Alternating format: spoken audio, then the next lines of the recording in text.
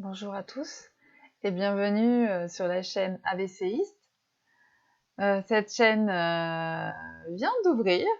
Je suis un petit peu hésitante dans ma façon de présenter les choses. Aujourd'hui, c'est mon tout premier jour. Donc, je vais me présenter. Je m'appelle Marina. J'ai 26... Non, j'ai pas 26 ans, non. J'ai 46 ans. Mon AVC date d'il y a déjà 12 ans. Donc j'avais 34 ans à l'époque. J'ai un garçon de 12 ans aujourd'hui et un chéri qui partage ma vie depuis 26 ans, le courageux. Et Nissa, notre petite compagnonne, notre petite chatte, voilà, qui est entrée dans nos vies il y a 4 ans. Donc j'ai voulu créer cette chaîne avant tout pour réunir toutes les personnes qui étaient touchées par l'AVC, à se sentir un peu moins seule.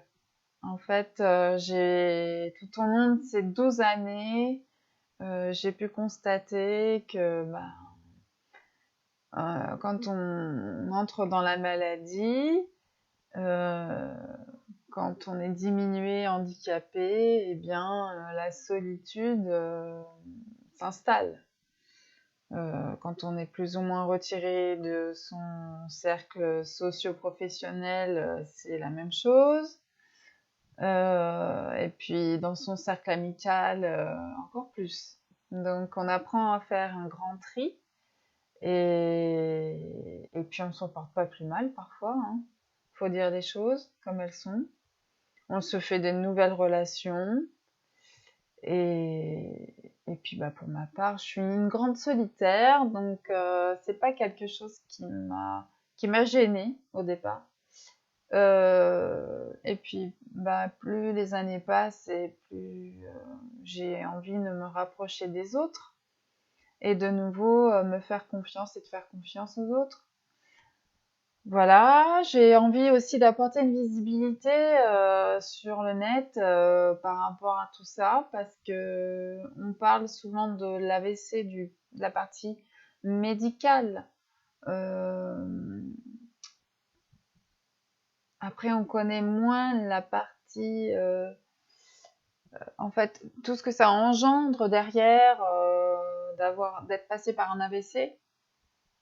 Bien sûr que toutes les maladies, quelles qu'elles soient, sont terribles, mais moi, je parle de l'AVC parce que j'ai été touchée par ça, parce que j'ai été touchée dans ma chair avec mon bébé lorsque c'est arrivé. Euh, J'ai été touchée en novembre 2010, le 23 novembre 2010, lorsque j'étais à mon travail. Mon travail de l'époque, c'était auxiliaire de crèche. Donc, je travaillais en crèche avec des tout petits, des enfants on dit de 0, hein, ça veut rien dire, de 0 à 3 ans. Donc, voilà. Et j'étais voilà, j'étais au travail quand ça m'est arrivé. Donc, revenons à ce que je vous disais tout à l'heure, c'est aussi pour apporter une visibilité à toutes les personnes qui ont été touchées par un AVC, pour partager aussi des expériences de vie. Alors j'espère que j'aurai l'occasion d'interviewer ou peut-être de mettre face caméra des parcours de rééducation tant dans la partie fonctionnelle et physique, euh, faire parler ces personnes-là, et aussi parce que il y a c'est ce qui m'intéresse d'ailleurs beaucoup dans ce projet-là, qui transcendent leur vie autrement. Donc j'ai pris contact avec des personnes il y a déjà pas mal de temps, j'avoue. J'espère qu'ils répondront à mon appel lorsque je reprendrai contact avec eux. Voilà, j'ai hâte d'en savoir un peu plus sur leur parcours et qui nous inspirent en fait, et de vous les partager du coup. à la fois aussi sur les expériences de vie familiale et conjugale, sociale et socio-professionnelle. C'est-à-dire que je, je me projette un peu plus, moi, qui suis après 12 ans de mon AVC, j'ai envie de reprendre une vie socio-professionnelle. Pour l'instant, je sais pas trop vers quoi j'ai envie d'aller. Je vais peaufiner ça avec des personnes voilà, qui m'aideront à réaliser ça. Et puis pour informer et transmettre tout un tas de petites choses sur lesquelles, sur les forums de discussion sur lesquels j'ai pu aller, il y a souvent des questions d'ordre administratif. C'est vrai que après, quand on tombe dans tout ce qui est handicap et voilà, il faut passer par des dossiers administratifs en tout genre si on veut reconduire, si on veut avoir quelqu'un qui vienne nous aider chez nous, si on veut avoir un petit peu de matériel technique, parce que qui dit handicap dit moyen de compenser toute cette partie de vie-là. Malheureusement, il faut faire appel à des choses comme ça pour mieux vivre. Voilà, rester solidaire, s'informer, rester solidaire sur tout ce qui existe. Je sais pas si j'arriverai à combler le vide, mais parce que si on veut bien se donner la peine de chercher un peu sur Internet, on trouve plein de choses. Après, je pense que quand on est au tout début de sa rééducation, on ne pense que à rééducation de santé et on met de côté tout un tas de choses, ou bien parce qu'on ne peut pas soi-même euh, réagir et face à ça, parce qu'il y a trop de choses en fait dans notre tête à réparer d'abord. Et je suis bien placée pour vous le dire, et il m'a fallu un certain temps pour reprendre ma vie en main. Mais en fait, j'ai jamais rien lâché et je pense que ça fait partie. Tout le monde parle de résilience. Je pense que ça fait partie aussi de, de, de, de ça en fait.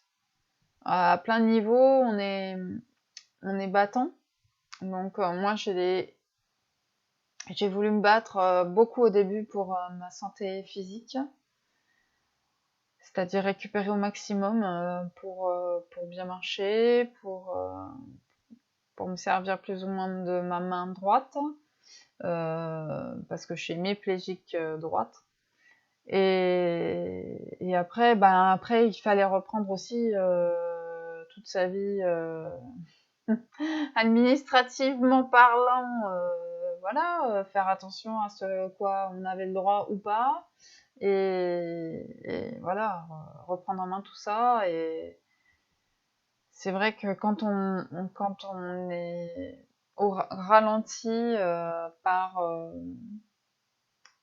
sa façon de penser, sa fatigue qui s'installe, euh, et puis après, si on a une famille, il faut gérer l'intendance de la famille.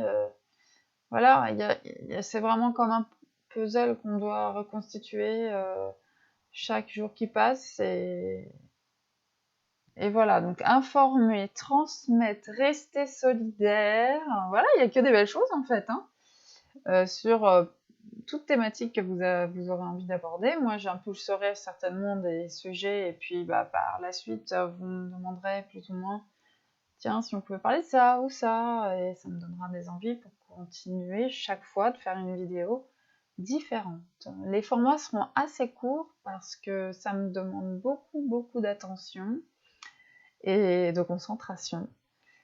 Et j'avoue que c'est encore ce qui pêche un peu chez moi. Et puis voilà. Mais j'ai pas envie de trop m'éparpiller. Donc à quoi elle peut servir? La chaîne, elle peut servir avant tout à rompre votre solitude. Voilà. À rompre la solitude, à vous apporter des informations, des bons plans, et puis surtout de la bonne humeur, parce qu'on en a tous besoin, surtout là par rapport à la période qu'on passe en ce moment, avec tous ces événements qu'on ne peut pas contrôler, même si on est focus des fois sur ce qui vient de nous arriver, et ben là, avec la vie qui va un peu moins bien en ce moment, enfin, de mon point de vue, elle va moins bien à l'extérieur, mais après, il y a plein de choses qui se passent qui... Voilà. Enfin bon, ça c'est moi, je me suis comprise. Donc, après, elle vous sert aussi à reprendre confiance en vous et en la vie. Moi, c'est là-dessus que j'ai envie surtout de partager avec vous, c'est vous redonner confiance, parce que c'est vrai qu'à un moment donné, on se sent tout seul dans ses problèmes, loin de tout et de tout le monde. Et, et en fait, faut juste se reconnecter à la vie. Voilà, vous donner envie. Ça commence par des toutes petites choses au départ. Et puis bah, peut-être qu'en regardant mes vidéos, un jour, vous direz, bah ouais, elle avait raison en fait. En fait, ça sert à quelque chose d'être encore là. Et à établir du lien. Voilà, ça servira surtout à ça, j'espère, à établir du lien avec toutes les personnes qui viendront s'abonner et liker. Voilà, je le répéterai, bon, c'est une routine, hein, sur toutes les chaînes YouTube, c'est ce qu'on vous demande. Donc de vous abonner bah, pour continuer à suivre les contenus, et puis bah, liker, ça sert à ma chaîne en fait, hein, à être plus visible. Voilà, je fais pas ça pour comment dire, c'est pas mon but premier d'exceller, d'avoir tout plein de likes, de faire du vu, c'est pas mon truc. C'est juste ouvrir cette chaîne et établir ce lien pour éviter que la solitude s'installe dans nos vies. Et puis ben voilà, si je peux vous apporter des informations complémentaires, supplémentaires, et vous faire connaître des personnes qui ont envie de vivre et continuer à vivre malgré leur AVC, et partager avec nous toutes leurs expériences, bah, ce sera un pas de fait, et c'est ce que j'ai envie de faire dans cette chaîne.